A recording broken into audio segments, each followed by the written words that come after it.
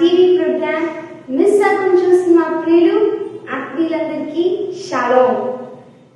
దేశ విదేశాలలో దేవుని చేత ఒక బలంగా వాడపడుచున్న దైవజనులు, దేవుని దాసులు పాస్టర్ రాజేంద్ర కుమార్ గారు దైవ సందేశాన్ని అందించారు.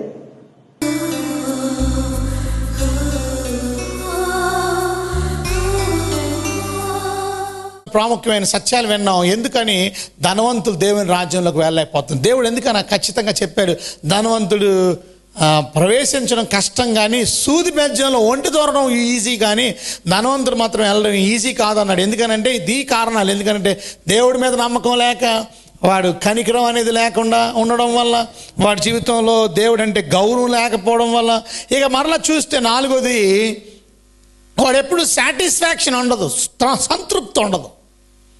బైబిల్ చెప్తుంది లూకాసు వార్త 12:5 మరియు ఆయన వారితో, మీరు ఏ విధమైన లోభమునకు ఎడమియక జాగ్రత్త పడుడి, ఒకనికి కలిమి విస్తరించుట వాని జీవమునకు మూలము కాదనెను. ఇక్కడ మనం నేర్చుకోవాల్సిన ప్రాముఖ్యమైన విషయం, ఒక వెర్రి ధనవంతుడి గురించి రాయబడి ఉన్నది.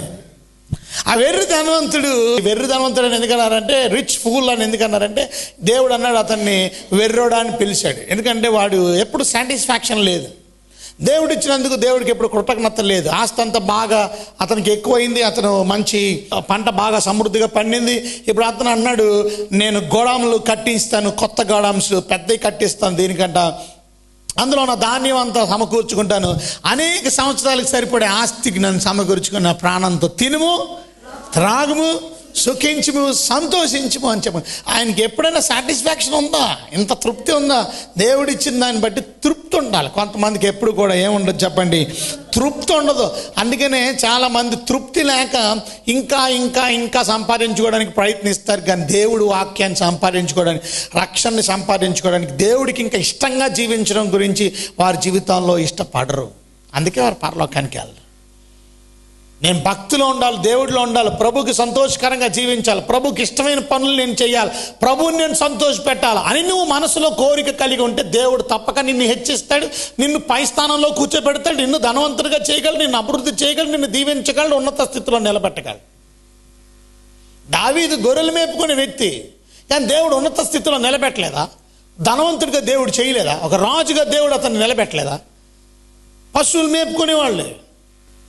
యోసేపు పశువులు మేపుకునేవాడు, దేవుడు అతన్ని ఉన్నతమైన స్థితిలో నిలబెట్టలేదా? ప్రధానమంత్రిగా దేవుడు చేయలేదా? ఈరోజు మనం నేర్చుకోవాల్సిన ప్రాముఖ్యమైన విషయం, దేవుడు పెంట కుప్ప మీద నుండి దీనులను, దరిద్రులను పైకి లేవనెత్తగలడు. కానీ నువ్వు డబ్బు సంపాదించుకోవడానికి ప్రయాసపడదు. కొంతమంది దేవుడి దగ్గరికి ఎందుకు వస్తారో తెలుసా? నేను పెద్ద డబ్బున్నోడిని అయిపోవాలి, నేను పెద్ద బిజినెస్ చేసేయాలి, నేను పెద్ద వ్యాపారం చేసేయాలి. దేవుడి దగ్గరికి వస్తే పెద్ద వ్యాపారం అంటే దానికోసమే వచ్చావా నువ్వు? తప్పక దేవుడు నిన్ను ఆశీర్వదిస్తాడు, కానీ దానికోసమే వచ్చావేమో. నీ మనసు మంచిది కాదు, అయితే నీ ఆలోచన మంచిది కాదు. బైబిల్ చెప్తుంది 1 తిమోతిలో 6:9 1 Timothy 6:9 ధనవంతులగుటకు అపేక్షించువారు. చూసారా, ధనవంతులగుటకు అపేక్ష అంటే ఏంటి? ఇష్టం. నేను డబ్బున్నోడిని అయిపోవాలి, ఉన్నత స్థితిలోకి వెళ్ళిపోవాలి, నాకు కూడా అంత డబ్బు కావాలి. వారు శోధనలోను, ఉరిలోను, అవివేక యుక్తములను, హానికరములైన అనేక దురాశల్లోనూ పడుతారు. ఎవరో? ధనవంతులగటానికి అపేక్షించేవారు. మరి మీకు అలాంటి ఆశ ఉందా? నయమాన్ అనేటువంటి వ్యక్తి దైవ సేవకుడైనటువంటి ఎలీషా దగ్గరికి వచ్చినప్పుడు ఎలీషాకి బహుమానాలు తీసుకొని వచ్చాడు, వెండిని తీసుకొచ్చాడు, బట్టలను తీసుకొచ్చాడు. ఎలీషా స్వీకరించాడు. కానీ ఆయన దగ్గర పనివాడిగా ఉంటున్నటువంటి గ్యాజీ అనే వ్యక్తి ఆయన లాంటి ధనవంతుడు అయిపోవాలనుకున్నాడు. అబ్బో, ఎన్ని బళ్ళు వచ్చినాయి, ఎన్ని వ్యాన్స్ వచ్చినాయి, ఆయన రథాలతో వచ్చాడు. ఎందుకంటే మిలిటరీ కమాండరు, సిరియా దేశానికి బోళ్ళు మంది గస్తీ, బోళ్ళు మంది జనంతో పాటు వచ్చాడు. అనక ఆయనలాగా నేను కూడా ధనవంతులు అయిపోవాలని ఆశ కలిగింది అతనికి. అందుకనే వెళ్ళాడు పరిగెత్తుకొని, ఆ వెండి అంతా 2 బ్యాగులు అంటే 4 బ్యాగుల నిండా వెండి తెచ్చుకున్నాడు, ఇంట్లో దాచుకున్నాడు, 2 జతల బట్టలు తెచ్చుకున్నాడు. మంచి హ్యాపీగా ఉన్నాడు. ఎందుకంటే నేను ఇప్పుడు ఆయనలాగా. అందుకని దైవజనుడైన ఎలీషా అన్నాడు, ఇదా సమయం ఒలివ తోటలు సంపాదించుకోవడానికి, బళ్ళు సంపాదించుకోవడానికి ఇదిరా సమయం అని అడుగుతున్నాడు అక్కడ. అంటే అర్థం, this is not the time to get all kind of your pleasures. నీ అవసరతలు, నీ సరదాలు, నీ సంతోషం డబ్బు సంపాదించుకోవడానికేనా? తృప్తి కలిగి ఉండు. దేవుడు ఇచ్చిన దాంతో తృప్తి కలిగి ఉండు. ఆ తృప్తి లేక, సాటిస్ఫాక్షన్ లేక చాలామంది వారు శోధనలో పడిపోతున్నారు. ధనాపేక్ష సమస్తమైన కీడులకు మూలం. అపేక్ష వద్దు నీకు. డబ్బు తప్పు కాదు, డబ్బు మీద ఆశ అనేది తప్పు. డబ్బు అందరికీ కావాలా. ఈ టీవీ పరిచర్య అనేక లక్షల మంది వినాలి అంటే ఎన్నో డబ్బు కావాలి, ఎంతో లక్షల రూపాయలు కావాలా ప్రతి నెల కట్టడానికి. కనుక ఇంత డబ్బు మనకి తప్పక కావాలి. డబ్బుని ప్రేమించకండి, దేవుణ్ణి ప్రేమించండి. నీకు కావలసిన డబ్బు దేవుడు ఇస్తాడు.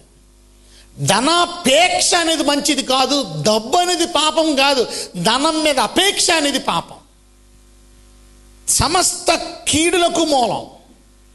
వాళ్ళ అన్ని రకాల ప్రాబ్లమ్స్ ఈ డబ్బు వల్ల, ఆస్తిపాస్తుల వల్ల గొడవాడుకొని ఒకరికొకరు చంపుకుంటున్నారు. కీడు, ఒకరికొకరు కీడు తలపెడుతున్నారు. బికాస్ ఆ అపేక్ష వల్ల, ఆసక్తి వల్ల. నేను ఆస్తిని సంపాదించుకోవాలి, మా కుటుంబంలో నా ఆస్తి ఇంకా ఎక్కువ చేసుకోవాలి అని ఒకరికొకరు కుటుంబంలోనే, ఫ్యామిలీ మెంబర్స్లోనే అనేక మంది వారు కీడులు తలపెడుతున్నారు ఒకరికొకడు. కారణం ఏంటంటే ఆ అపేక్ష. అంత మాత్రమే కాదు, ఈ అపేక్ష కలిగిన వాళ్ళు కొందరు దానిని ఆశించి, దేనిని ఆశించి? ఆ డబ్బుని ఆశించి విశ్వాసం నుండి తొలగిపోయి నానా బాధల చేత తమ్మును తామే పొడుచుకొనిరి. విశ్వాసం నుంచి కూడా తొలగిపోతారు. ఇక విశ్వాసంలో నుంచి తొలగిపోతే పరలోకానికి ఎలా పొందుకుంటారు చెప్పండి? ఎందుకు ధనవంతుడు పరలోకానికి వెళ్ళడనంటే విశ్వాసాన్ని పోగొట్టుకుంటున్నాడు. ఎందుకని విశ్వాసాన్ని పోగొట్టుకుంటున్నాడు? సంతృప్తి లేక, డబ్బు కావాలి, ఇంకా కావాలి, ఇంకా కావాలి, ఇంకా కావాలని ధనం మీద అపేక్ష వలన తన జీవితంలో సంతృప్తి లేక వాడి జీవితంలో నిత్య రాజ్యాన్ని పోగొట్టుకుంటాడు. ఎందుకంటే విశ్వాసంలో నుంచి తొలగిపోతున్నాడు, భక్తుల నుంచి తొలగిపోతున్నాడు, దేవుళ్ళ నుంచి తొలగిపోతున్నాడు. ఈరోజు మనం నేర్చుకోవాల్సిన ప్రాముఖ్యమైన విషయం. అందుకనే బైబిల్ గ్రంథంలో దేవుని వాక్యం సెలవిస్తుంది. 1 తిమోతి 6:6 సంతుష్టి సహితమైన దైవభక్తి గొప్ప లాభసాధకము. అందుకనే సంతృప్తి ఉండాలి. సంతృప్తి ఎందుకు లేదు నీకు? అందుకే నీ జీవితంలో ధనవంతుడికి ఎప్పుడు సంతృప్తి ఉండదు. ఇంకా ఇంకా కావాలి, ఇంకా కావాలని. Is never been satisfied. నీ పరిస్థితి కూడా అంతే. నా దేవుడు ఇచ్చింది అంత. ఎప్పుడైనా దేవుడికి థ్యాంక్స్ చెప్పావా? వందనాలు చెప్పావా? ఆ ధనవంతుడికి అంత డబ్బు, అంత ఆస్తి, అంత పంట సమృద్ధిగా పండినప్పుడు ఎన్నడైనా థ్యాంక్ యూ చెప్పాడా? ఇవాళ చాలామంది దేవుడికి థ్యాంక్ యూ చెప్పరు. దేవుడు నీకు ఈ ఉద్యోగం ఇచ్చాడు, దేవుడు నీ స్థితిలో ఉంచాడు, దేవుడు నీకు ఈ వ్యాపారం ఇచ్చాడు, దేవుడు నీ పొజిషన్లో పెట్టాడు. You never ever said thank you lord. నీకు వందనాలు తండ్రి, నీకు స్తోత్రాలు ప్రభువా, నీకు స్తుతులు చెల్లిస్తున్నా. ఎప్పుడైనా చెప్పావా? ఇంకా కావాలి, ఇంకా కావాలి, ఇంకా కావాలి, ఇంకా కావాలి. You never been satisfied. సంతృప్తి సహితమైన దైవభక్తి, ఆ సంతుష్టి ఉండాలి మీకు. ఎందుకంటే అక్కడ రాసింది 7వ వచనంలో, మనం ఈ లోకంలోకి ఏమీ తేలేదు, దీనిలో నుండి ఏమీ తీసుకొని పోలేము. అది సత్యం గ్రహించాలి. ఏమైనా తెచ్చావా ఈ లోకంలో నుంచి వచ్చినప్పుడు? మీ అమ్మ కడుపులో వచ్చినప్పుడు మొలతడి కూడా లేదు, దిగంబరుడిగా వచ్చావు, చొక్కా కూడా లేదు, నీ ప్యాంట్ కూడా లేదు, నీ బట్టలు లేవు. మీ అమ్మ కడుపులో నుంచి ఎలాగొచ్చావు, వెళ్ళిపోయేటప్పుడు అలాగే వెళ్ళిపోతావు. ఏం పట్టుకెళ్ళ వచ్చింది దిగంబరత్వంతో, వెళ్ళిపోయేది దిగంబరత్వం. ఏం పట్టుకెళ్ళలేవు. నువ్వు బంగారు రింగులు ఎట్టుకున్నా చచ్చిపోయిన ఓడబీగేస్తారు. ఏం పట్టుకెళ్ళనీరు. నువ్వు బంగారం చౌదుద్దులు పెట్టుకున్నా లాగేస్తారు. అవి రాకపోతే చెవు కూడా లాగేస్తారు. నీ ముక్కు పొడకు కూడా వదలరు. చచ్చిపోకముందు అప్పచెప్పే ఎవరికి ఇవ్వాలంటే మీ కోడలకో, మీ కూతురుకో, లేకపోతే నీ ముక్కు కూడా లాగేస్తారు. ఏది పట్టుకెళ్ళనీరు. వచ్చింది ఏమీ లేకుండా, వెళ్ళేది ఏమీ లేకుండా. ఈ లోకంలోనికి వచ్చినప్పుడు మీ ఆవిడ్ని కూడా పెట్టుకొని తీసుకురాలేదు మీ అమ్మ కడుపులో. దేవుడు నీ భార్యని కానీ, నీ భర్తని కానీ భూమి మీద వచ్చిన తర్వాత 20 సంవత్సరాల తర్వాత, 25 సంవత్సరాల తర్వాత, 30 సంవత్సరాల తర్వాత నీకు ఒక భార్యని ఇచ్చాడు, నీకు భర్తనిచ్చాడు. దేవుడిచ్చిన భార్య, దేవుడిచ్చిన భర్త ఎప్పుడు? భూమి మీదకి వచ్చిన తర్వాత 30 సంవత్సరాలు, 20 సంవత్సరాల తర్వాత మళ్ళీ దేవుడు నీకు పిల్లల్ని ఇచ్చాడు. మీ అమ్మ కడుపులో నుంచి వీళ్ళందరినీ ఎంటబెట్టి తీసుకురాలా. వచ్చింది దిగంబరుడిగా. ఇవన్నీ దేవుడు ఇచ్చాడు నీకు. భార్యని ఇచ్చాడు, పిల్లల్ని ఇచ్చాడు, కుటుంబాన్ని ఇచ్చాడు, ఆస్తిపాస్తుల్ని ఇచ్చాడు. ఇవన్నీ దేవుడు ఇచ్చాడు. ఒకరోజు ఇవన్నీ విడిచిపెట్టి వెళ్ళిపోవాలి. మనం సంతృప్తి కలిగి ఉండండి. దీన్నే నమ్ముకొని, దీని మీద ఆశ కలిగి ఇంకా ఇంకా ఇంకా భక్తిని మీరు నిర్లక్ష్యం చేస్తే మీరు నిత్య రాజ్యాన్ని పోగొట్టుకున్నారు. అందుకని అనేక మంది పరలోకానికి వెళ్ళలేకపోతున్నారు. కారణం, దెర్ ఇస్ నో సాటిస్ఫాక్షన్. అందుకే 8వ వచనం అన్నాడు 1 తిమోతి 6:8, కాగా అన్న వస్త్రము గలవారై ఉండి వాటితో తృప్తి పొంది ఉందుము. ఎంతమంది ఉన్నారు అలాగా? అన్న వస్త్రం, అన్నము బట్టలు, తినడానికి తిండి, కట్టుకోవడానికి బట్టలు ఉంటే చాలు. అది ఉంటే నేను తృప్తి కలిగి ఉండగలిగిన వాళ్ళు ఎంతమంది చెప్పండి? వాళ్ళు కట్టుకోవడానికి బట్ట కావాలి, తినడానికి తిండి కావాలి, అది ఉంటే చాలు పేప, నాకు ఇంకేం అవసరం లేదు అనగలిగిన వాళ్ళు ఎంతమంది? అది ఉంటే చాలు. అలాంటి వాళ్ళు పరలోక రాజ్యానికి వెళ్తారు. ఆహా, మనకి అందించినా ఇంకా కావాలి, ఇంకా కావాలి, ఇంకా కావాలి. తృప్తి ఉండదు ఈ మానవ జీవితానికి, సాటిస్ఫాక్షన్ ఉండదు ఈ మానవ జీవితానికి. ముఖ్యంగా ఈ ధనాన్ని ప్రేమించేవాడికి అస్సలు సాటిస్ఫాక్షన్ ఉండదు. మరి మీ సంగతి ఏంటో ఆలోచించుకో. ఈ వాక్యం వింటున్నటువంటి మీరు దేవుణ్ణి ప్రేమిస్తున్నారా, మీ డబ్బుని ప్రేమిస్తున్నారా? మీరు ఆలోచించుకోండి. ఇంకా కావాలి, ఇంకా ధనం మీద అపేక్ష మీ జీవితంలో నిత్య రాజ్యాన్ని పోగొట్టుకునేలా చేస్తుంది. ఇక 5వ కారణం, ధనవంతులు ఎందుకు పరలోకానికి వెళ్ళరంటే దేవుడి మాటకి లోబడక, రిఫ్యూజ్ టు గాడ్స్ వర్డ్. దేవుని వాక్యాన్ని, దేవుని మాటల్ని పెట్టడం. ఆ ధనవంతుడితో దేవుడు చెప్పాడు, యంగ్ మ్యాన్తో, యవనస్తుడైనటువంటి ఆ ధనవంతుడితో దేవుడు చెప్పాడు, నీ ఆస్తి అమ్మేసి పేదలకు ఇచ్చేసి నన్ను వెంబడించి పరలోకంలో నీకు ధనం కలుగుతుంది. ఈ మాట విన్నాడు కానీ కనీసం ఎస్ ఆర్ నో చెప్పలేదు, కోపంతో వెళ్ళిపోయాడు. ఇవాళ కొంతమంది దేవుని వాక్యాన్ని వింటారు కానీ దాన్ని అవలంబించరు. వినడం ఒక ఎత్తు, దాన్ని అవలంబించడం ఒక ఎత్తు. when you listen you have to obey. కనుక దేవుడి మాటలు విని దానికి విధేయత చూపించినప్పుడు నీ జీవితంలో ఆశీర్వదించబడతావు. వాళ్ళ దేవుని వాక్యాన్ని వినడానికి వచ్చిన మీరు ఈ సత్యాన్ని గ్రహించండి. దేవుడు మిమ్మల్ని ఎంతో ప్రేమిస్తున్నాడు. మీ కొరకు నిత్య జీవాన్ని ఇవ్వడానికి ఇష్టపడతాడు, పరలోక రాజ్యాన్ని ఇవ్వడానికి ఇష్టపడతాడు. ఆ బంగారం కలిగిన దేశం, ఎన్నడూ చావు లేని దేశం, అక్కడ నిరంతరం సంతోషం ఉండే దేశం, అక్కడ ఏడుపు ఉండదు, బాధ ఉండదు, వేదన ఉండదు, దుఃఖం ఉండదు, రోగం ఉండదు. అంత గొప్ప దేశంలోకి దేవుడు నన్ను తీసుకెళ్ళడానికి ఇష్టపడతాడు కదా. ఎందుకు మిస్ అయిపోతున్నావు? నువ్వు మిస్ అవ్వడానికి కారణాలు చూసాం.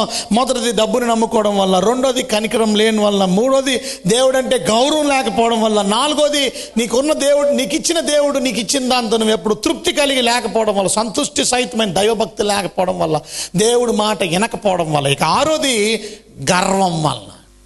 ఎంత గర్వం అండి, కొంతమందికి ఎంత గర్వమో దేవుడిచ్చిన దాంతో. చూడండి, తిమోతికి రాసినటువంటి పత్రికలో 1 తిమోతి 6:17 అక్కడ అంటాడు, ఇహమందు ధనవంతులైన వారు గర్విష్ఠులు కాక.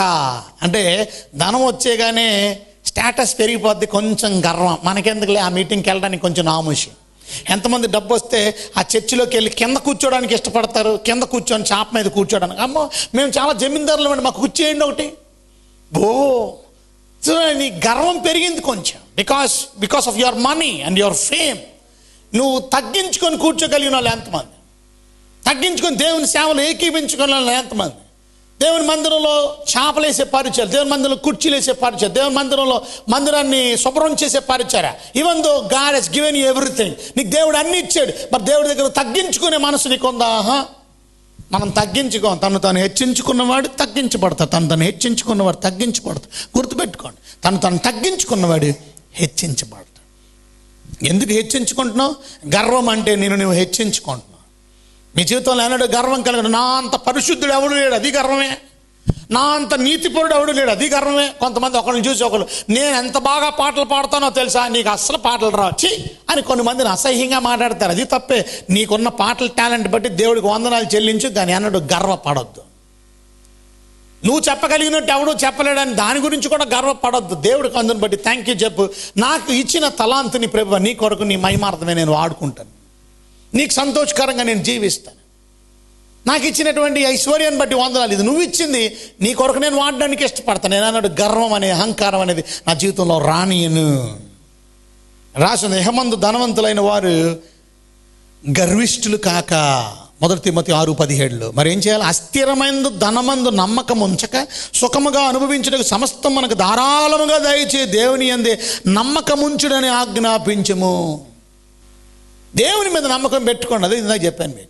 దేవుడు మనకి ఎలా ఇవ్వగలడు? ధారాళముగా దయచేయ దేవుడు ఆయన. మన దేవుడు ధారాళంగా ఇవ్వగలడు. అందుకనే బిడ్డలు కూడా ధారాళంగా ఇవ్వాలి, పిసినార్తనంగా ఇవ్వకూడదు దేవుడు. Because we are the sons and daughters of God. దేవుడు బిడ్డలంగా, దేవుడు ధారాళంగా ఇవ్వగలిగినప్పుడు మనం దేవుడికి ధారాళంగా ఇవ్వగలిగే మంచి మనసు మనకు ఉండాలి. దేవునికి పిసినార్తనంగా సనుక్కొని గొనుక్కొని మనం ఇవ్వడం కాదు. దేవుడికి ధారాళంగా ఇవ్వగలిగిన వాళ్ళు ఎవరు అని అంటే దేవుని బిడ్డలు. ఎందుకంటే దేవుడు ఇచ్చాడు ఇవన్నీ. దేవుడు ఇచ్చింది దేవుడికి నో స్నేఫర్. I'm giving to God. కొంతమంది ఎవరు ఎందుకనంటే వారు గర్విష్ఠులుగా ఉండి వారు పాస్టర్ గారు ఏంటి అంత మాట ఇవ్వడం గురించి చెప్తున్నారు, ఇవ్వమని అంటున్నారు ఏంటి? నీకు దేవుడు ఇచ్చినప్పుడు దేవుడికి ఇవ్వడం గురించి చెప్తే కూడా వాళ్ళు సనుక్కునే వాళ్ళు ఉన్నారు, గొనుక్కునేవారు ఉన్నారు. But God asks you give. దేవుడు తన ఒక్కడైన కుమారుని అయినటువంటి ఇస్సాకుని దేవుడు ఏమన్నాడు? నాకు బలిగా ఇచ్చామన్నాడు. సో అబ్రహాము దేవుణ్ణి ప్రేమించాడని గుర్తుగా ఏమిచ్చాడు దేవుడికి? తన ఏకైక కుమారుణ్ణి ఇచ్చాడు. ఇప్పుడు కుమారుని ఇవ్వడం అంటే అర్థం ఏంటి? కుమారుని ఇవ్వడానికి వెనుదీయలేదు, కుమారుని తీసుకెళ్ళిపోయాడు. అంటే అర్థం కుమారుడు విలువైన వాడు. నా ఆస్తి అంతా తీసుకో, కుమారుని వద్దు ప్రభు అనొచ్చు. కానీ ఆ దేవుడు అడిగాడు, నీ కుమారుడు కావాలా, నీకు విలువైన వాడు వాడు, నీ ఆస్తి కన్నా విలువైన వాడు నీ కుమారుడు. అవును, మన ఆస్తి పాస్తుల కన్నా విలువ మన బిడ్డలు. నీ అబ్బాయి కిడ్నాప్ అయ్యాడు అనుకోండి, కిడ్నాపర్స్ ఫోన్ చేసి నీకు 5 కోట్లు తెమ్మన్నారు, మీ అబ్బాయిని మా చేతిలో ఉన్నాడు చంపేస్తాం. 5 కోట్లు ఇచ్చి పలానా స్థానంలో మీ అబ్బాయి ఉన్నాడు, మీ అబ్బాయిని మేము ఇచ్చేస్తాం, మీకు 5 కోట్లు పట్టరా అన్నారు. 4 రోజులు టైం ఇస్తున్నాం అన్నారు. 4 రోజులు దాటితే చంపేస్తాం. ఏ రకంగానైనా కష్టపడి ఇప్పుడు ఆ 4 రోజుల్లో ఆ అబ్బాయి కోసం వాళ్ళు ప్రేమించిన తండ్రి ఏం చేస్తాడు? 5 కోట్లు ఎక్కడ ఉన్నాయి? లేవు. వాళ్ళు ఇల్లు అమ్మేస్తాడు, ఒకటి అప్పు చేస్తాడు, వస్తువులు అమ్మేస్తాడు, బంగారం, వాళ్ళ ఆవిడ బంగారం, వాళ్ళకు ఉన్నాయన్నీ అమ్మేశాడు, ఆ ఇల్లు కూడా అమ్మేశాడు. 4 రోజుల్లోనే ఆ ఇల్లు సుమారుగా ఒక 6-7 కోట్లు వచ్చే ఇల్లు కేవలం 4 కోట్లకి అమ్మేశాడు. ఇంకొక 1 కోటు దాదాపు ఆయన బంగారం మిగతా బ్యాలెన్స్ అన్నీ కూడా పెట్టేసి మిగతా డబ్బు అంతా పోగు చేశాడు. తీసుకెళ్ళి ఆ డబ్బంతా కిడ్నాపర్ చేతిలో పెట్టేశాడు. ఆ కిడ్నాపర్ చెప్పాడు, నాకున్నాయన్ని నేను ఇచ్చేస్తున్నాను, నాకు నా బిడ్డని ఇచ్చేసి. ఇప్పుడు మనం 6 విషయాలు చూసాం. ఎందుకు ధనవంతులు దేవుని రాజ్యంలోకి వెళ్ళలేదు? నువ్వు కూడా డబ్బుని నమ్ముకుంటే నువ్వు కూడా దేవుని రాజ్యం. డబ్బుని నమ్ముకోవడం, దేవుణ్ణి నమ్ముకోండి. ధనవంతులు ఎందుకు వెళ్ళరు పరలోక రాజ్యంలో? దేవుడు అన్నాడంటే బికాస్ ధనవంతులు కనికరం అనేది ఉండదు, నో రెస్పెక్ట్గా, దేవుడు అంటే గౌరవం లేక, నో సాటిస్ఫాక్షన్, తృప్తి లేక, రిఫ్యూజల్ టు గాడ్స్ వర్డ్, దేవుని వాక్యాన్ని అవిధేయత, మాట వినకపోవడం, లోబడకపోవడం. 6వది మనం చూసాం గర్వం. మన జీవితంలో ఎప్పుడు గర్వం ఉండకూడదు, మనల్ని మనం తగ్గించుకోవాలి. నీ దగ్గర ఎంత ఉన్నా, నువ్వు ఎంత తెలివైనవాడివైనా, ఎంత చదువుకున్నవాడివైనా, ఎంత ఉన్నత స్థితిలో ఉన్నా నువ్వు తగ్గించుకుంటే దేవుడు నిన్ను హెచ్చిస్తాడు. ఆ యవనస్తుడు ఎంత గర్వంతో వెళ్ళిపోయాడు. దేవుడు అన్నాడు, నీ ఆస్తిని అమ్మేసి పేదలకు ఇచ్చేసి నన్ను వెంబడించానంటే కనీసం మాట్లాడని కూడా మాట్లాడలేదు. సద్బోధ కూడా ఉన్నాడు, మోకాళ్ళు ఉన్నాడు, ఇంత భక్తి చేసినాడు. ఈ మాట చెప్పగానే ముఖం ముడుచుకుని వెళ్ళిపోయాడు. దీని ఏమంటారు? డిస్రెస్పెక్ట్. ఇంకా దేవుడు అంటే గౌరవం ఉంటే, దేవుడు అంటే మర్యాద ఉంటే, దేవుడు అంటే రెస్పెక్ట్ ఉంటే అలా చేస్తాడా? ఎంత గర్వంగా వెళ్ళిపోయాడంటే, ఎందుకని అంత గర్వం? అతడు డబ్బు ఉంది కనుక.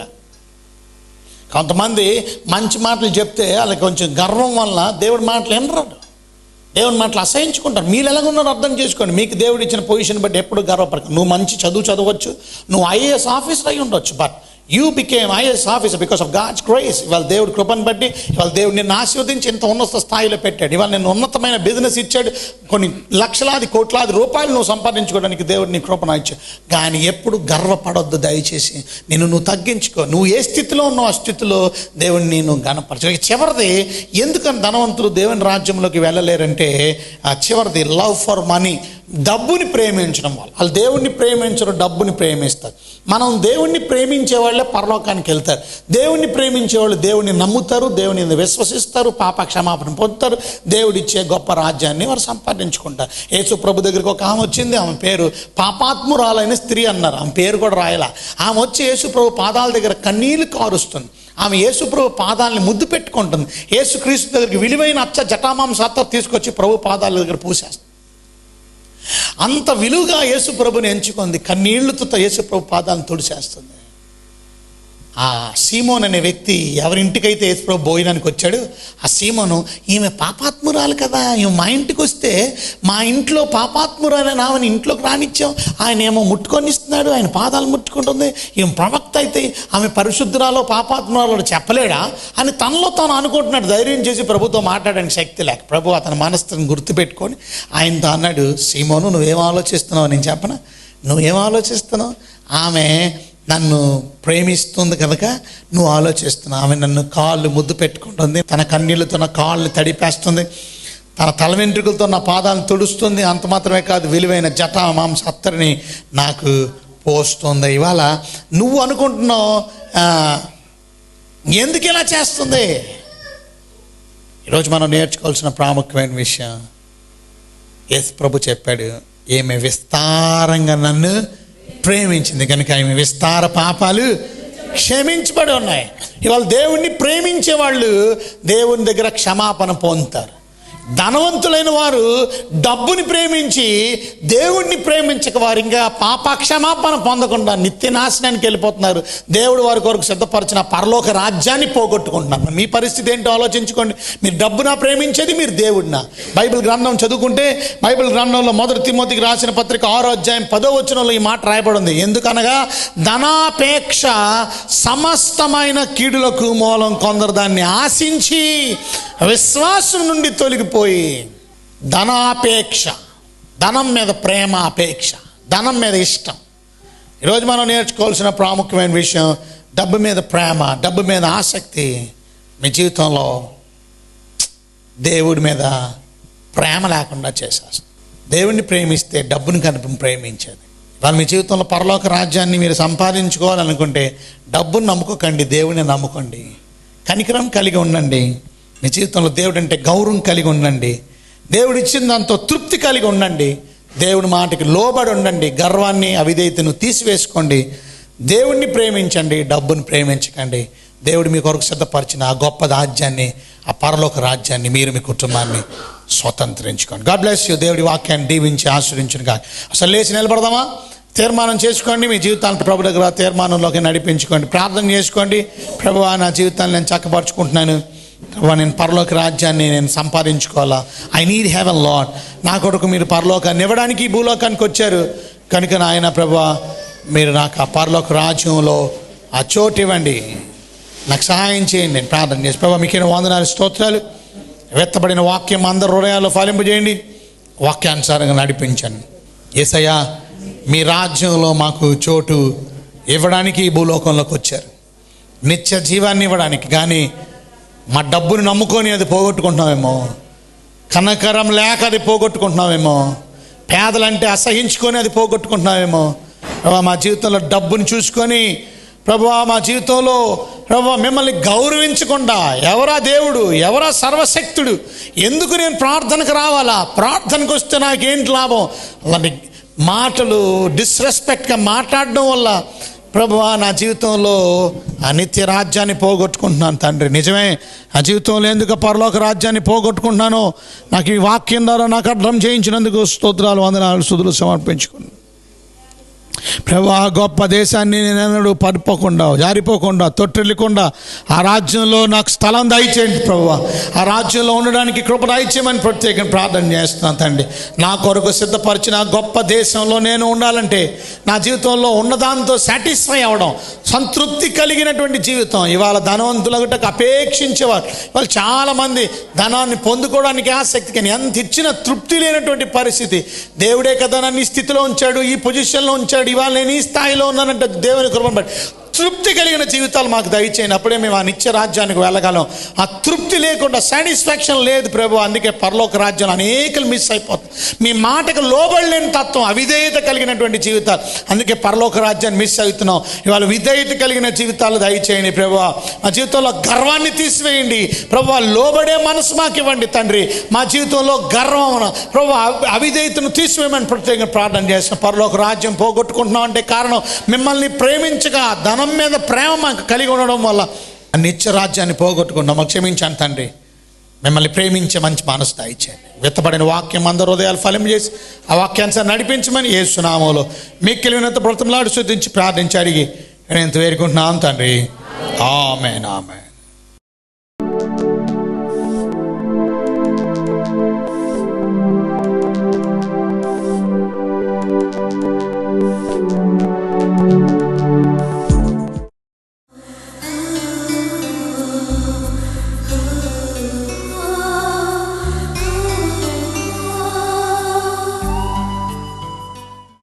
మినిస్ట్రీస్ వారు నిర్వర్తిస్తున్నటువంటి ఎస్ఏసి ఆర్ఫన్ హోమ్ గురించి ప్రార్థన చేయండి.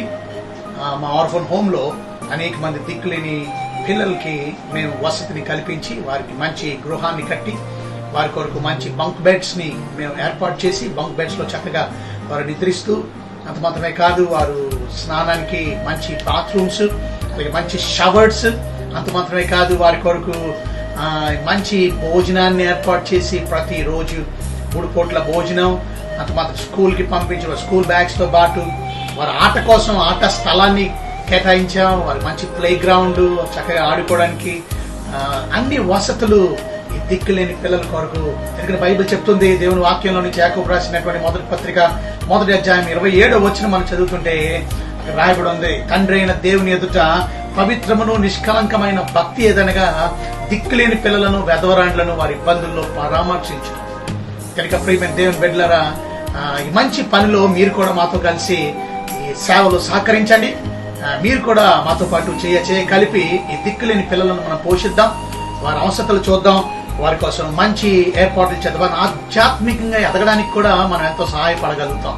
వారు దేవుని యొక్క వాతావరణంలో చక్కని పాటలు, భక్తి పాటలు, వాక్యాలు నేర్చుకొని, వారు చక్కని కంఠపు వాక్యాలు నేర్చుకొని, దేవుని యొక్క కథలు, స్టోరీస్ నేర్చుకొని దేవుళ్ళు ఎదగడానికి సహాయపడుతూ ఉన్నారు. కనుక ఈ పనిలో మీరు కూడా మాతో కలిసి ఏకీపించండి. మీరు ఒక్క పిల్లవాడిని సపోర్ట్ చేయాలన్నా, 2 పిల్లవాళ్ళని సపోర్ట్ చేయాలన్నా మాకు ఫోన్ చేయండి. తప్పక మనం అందరం కలిసి ఈ పిల్లల కోసం మంచి భవిష్యత్తులో ఇంకా మంచి కార్యక్రమాలు మనం చేయడానికి let's all join hands together to do great works for God. రేపు ప్రభు వస్తున్నప్పుడు, నేను ఆకలిగా ఉన్నాను, మీరు నాకు భోజనం ఇచ్చారు, నేను తప్పిగా ఉన్నాను, మీరు నాకు దాహాన్ని ఇచ్చారు. కనుక మంచి పనులు చేసినందుకు దేవుడు మనకు తప్పక బహుమానం ఇస్తాడని నమ్మండి. కనుక మీరు కూడా నాతో కలిసి మనం అందరం కలిసి దిక్కులేని అనాది పిల్లలను పోషిద్దాం, వారిని సంరక్షిద్దాం, ప్రభులోకి నడిపిద్దాం. God bless you. Our address, Jeeva Chelamulu, SCC Ministries, Lakshminagar Pipal Road, Vijayawada 520015. Our phone numbers 0866 2400 Our cell numbers 9985 22422 7799 12422. God bless you.